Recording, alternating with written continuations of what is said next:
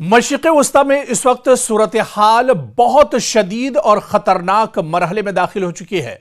Iran लगातार Israel और America के हमलों का जवाब दे रहा है। ऐसे वक्त जब डोनाल्ड ट्रंप की तरफ से कहा गया कि 5 दिन एक तरह से जंग रोकी जाएगी, हमले नहीं किए जाएंगे, और ऐसे में बातचीत का दौर चल रहा है, लेकिन दूसरी तरफ इजराइल लगातार हमले कर रहा है। और अब इजराइल और अमेरिका के हमलों के जवाब में ईरान में भी अपने हमलों में काफी ज्यादा तेजी लाई है। और आप देखिए कि अब मिसाइल और ड्रोन फजाई हमले लगातार किए जा रहे हैं इजराइल की तरफ से। इजराइल, आपको बताते चलें कि इजराइल के हमलों के जवाब में अब ईरान ने भी बड़े पैमाने पर हमले किए हैं।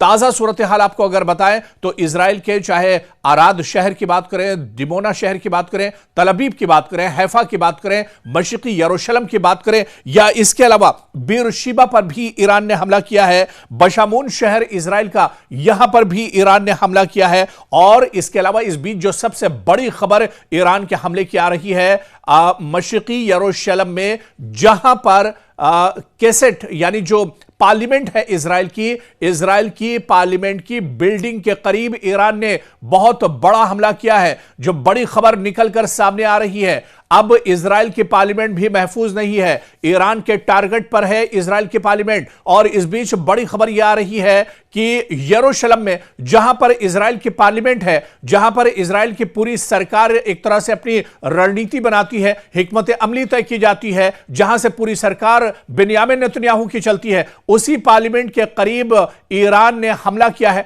ड्रोन और मिसाइल के जरिए यह बड़ा हमला किया गया है। यह एक बड़ा झटका इजराइल के लिए माना जा रहा है। और इस वक्त जो सच्चाई है, जो हकीकत है कि इजराइल का कोई शहर, इजराइल की कोई जगह इस वक्त एक तरह से महफूज नहीं है जहां पर ईरान हमले न कर रहा हो। ईरान ने अब अपने हमलों का दायरा भी बढ़ा दिया है, हमलों में शिद्दत भी लाई है, पूरी ताकत के साथ अब ईरान की तरफ से हमले किए जा रहे हैं। अब इजराइल का कोई ऐसा शहर, कोई ऐसी जगह, कोई ऐसा गांव, कोई ऐसी इमारत नहीं बची है जो अब ईरान के टारगेट पर ना हो। खासतौर से जितने आईडीएफ के मिलिट्री बेस हैं, मिलिट्री ठिकाने हैं, जहां पर आईडीएफ या इजराइल के सिक्योरिटी फोर्सेस के जो इलाके हैं, वहां पर लगातार अब हमले एक तरह से ईरान की तरफ से किए जा रहे हैं। इसके अलावा बेंयामिन नेतन्याहू का जो ऑफिस है, उस पर भी हमला ईरान की तरफ से किया गया। पार्लियामेंट पर अब यह हालिया हमला किया गया है और पार्लियामेंट के पास यह मिसाइल जाकर गिरा है,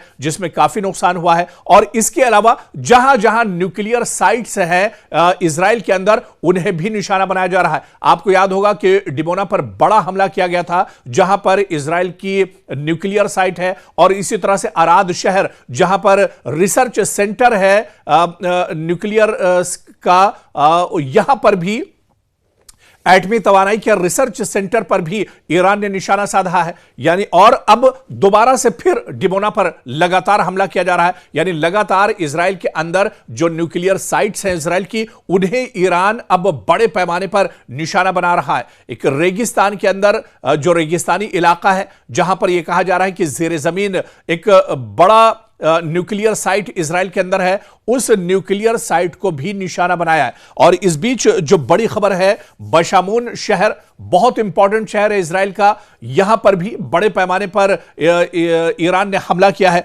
इसके अलावा बीरशीबा, जहां पर पहले भी ईरान हमला कर चुका है, और ताजा हमला एक बार फिर से बीरशीबा पर इजराइल के अंदर ईरान ने किया है। तो ईरान ने पूरी तरह से अब इजराइल की कमर तोड़ कर रख दी है। इजराइल दरअसल परेशान है, और आप देखिए कि इजराइल की परेशानी अमेरिका से भी नहीं देखी जा रही है। अमेरिका इसी वजह से अब डोनाल्ड ट्रंप पूरी दुनिया के सामने गिड़गिड़ा रहे हैं। डोनाल्ड ट्रंप अब जंग रोकने की बात कर रहे हैं। डोनाल्ड ट्रंप अब पाकिस्तान और हिंदुस्तान से अपील कर रहे हैं कि किसी तरह से वो मध्यस्थता करें, किसी तरह से वो सालसी करें और इस जंग को रोका जाए। लेकिन ईरान ने पहले ही यह साफ कर दिया था कि जंग दुश्मन ने शुरू की है, इजराइल और अमेरिका ने जंग शुरू की है। शुरुआत इजराइल और अमेरिका ने इस जंग की है, लेकिन यह जंग जब ही रुकेगी जब ईरान चाहेगा।